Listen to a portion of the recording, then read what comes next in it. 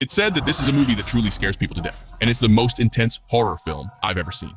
The film combines Japanese-style gore with Thai-style thrills, dubbed a high-octane version of body horror. It's highly recommended for horror enthusiasts to watch together. On her way home, Mary accidentally hit and killed a doe with her car. She brought the doe home, planning to cook it, but when her baby saw the doe, it suddenly started crying uncontrollably, as if terrified of the animal. Mary, however, didn't sense any danger and proceeded to cut open the doe's belly with a knife.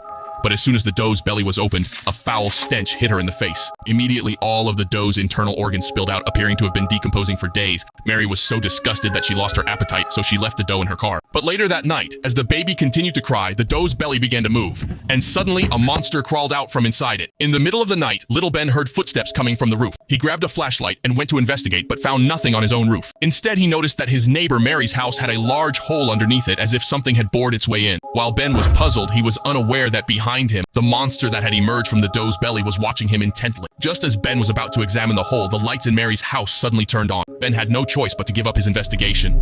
However, the next day, Mary's son Little Di discovered the hole. He poked around inside it with a stick, and Mary noticed that the plants around the hole's entrance were rapidly withering. Mary was very confused. She approached the hole with her baby to take a closer look, but it was too dark inside to see anything clearly. At that moment, the baby became very agitated, as if terrified of the place. Mary had no choice but to take the baby back to their room. Late at night, Marie suddenly heard heart-wrenching cries coming from the baby's room. She glanced at the monitor and saw a paw grasping the crib. In an instant, the baby vanished. Marie rushed to the room, only to find the sheets tightly wrapped as if a child were sleeping. But when she pulled them back, she discovered a bundle of branches. Before Marie could call for her husband, something even more terrifying occurred. A monster burrowed into Marie's body, donning her skin like a suit. It then scooped up the baby and headed towards the forest. From that moment on, the infant was never seen again. The following day, Marie took her son, Xiao Di, deep into the forest. As Xiao Di was taking pictures, he heard his mother's voice emanating from a tree hollow. Suddenly, a pair of dark hands reached out from the hollow. Xiao Di was terrified, but at that very moment, his mother appeared behind him. The tree hollow vanished into thin air. After their forest excursion, Marie's body began to change strangely. Something seemed to writhe beneath her skin, and she exuded a putrid stench of rotting flesh that wouldn't wash away. Her behavior, too, became increasingly bizarre. Frightened, Xiao Di didn't dare stay with Marie. He fled to their neighbor Xiao Ben's house. Marie soon arrived, seemingly anxious about Xiao Di interacting with others. She urgently insisted on taking him home. Xiao Ben had no choice but to let Xiao Di go, unaware he was handing the child over to an evil entity. As Xiao Di tried to sleep that night, he wanted to tell his father about his mother's strange behavior. But Marie stood in the doorway staring at him unblinking. Terrified, Xiao Di didn't dare say a word. By morning, Xiao Di had disappeared. Even more bizarre was the behavior of Xiao Di's father, Dashan.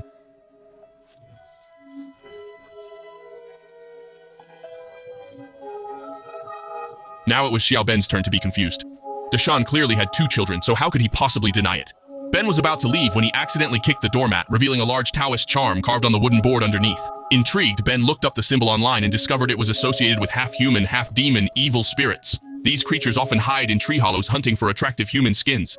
They seduce men to forget their children, then feed on the abandoned kids. Ben suspected a demon had infiltrated his neighbor Mary's house and might have already eaten her 2 children. He began spying on Mary's family and noticed she frequently entered and exited the cellar, carrying lots of trash. Under cover of darkness, Ben rummaged through Mary's garbage and found it full of her children's belongings.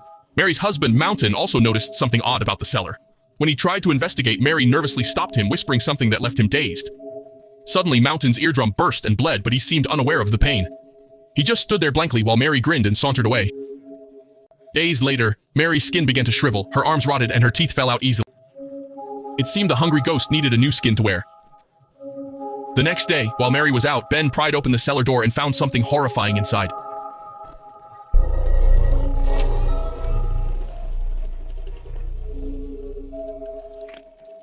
Terrified, Ben fled the cellar. He had seen a woman identical to Mary, but without a face. The hungry ghost had stolen Mary's skin and left her to die slowly in the cellar. Panicked, Ben ran towards the docks. On the way, he spotted the hungry ghost leading little Lily into the forest. Despite his fear, Ben rushed after them.